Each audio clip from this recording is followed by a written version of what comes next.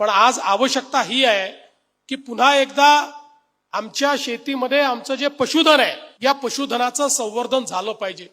विशेषतः आमची गाय, हिला आम्ही ईश्वराचा दर्जा याकरता दिलाय, आईचा दर्जा याकरता दिलाय की ज्या प्रकारे आपल्या सृष्टीमध्ये जन्म देऊन आपली आई आपल्याला मोठं करते, तसंच आपण जर गोमातेचं जीवन बघितलं तर जन्मापासून मृत्यूपर्यंत आमची गोमाता आमची सेवाच करत राहते।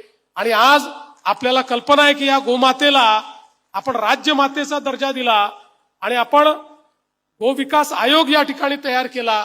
याचं कारण हळूहळू पारंपरिक गोमातेच्या जन्मापासून तर मृत्यूपर्यंत तिचे जे काही उपयोग आहेत हे सगळे उपयोग आम्ही विसरलो आणि त्यामुळे भाकड जनावर झालं की आम्हाला ते जड वाटायला लागलं आणि त्यातनंही प्रत्येक पशुगणनेमध्ये गायींची संख्या, जनावरांची संख्या ही कमी कमी होताना आपल्याला पाहायला मिळाली। पण आज आपल्याला कल्पना आहे की इतक्या मोठ्या प्रमाणात वेगवेगळ्या प्रकारचे प्रयोग सुरू झाले आणि आता तर गोमूत्र आणि गायीचं शेण यापासून इतक्या वेगवेगळ्या प्रकारच्या वस्तू आता तयार व्हायला लागल्या।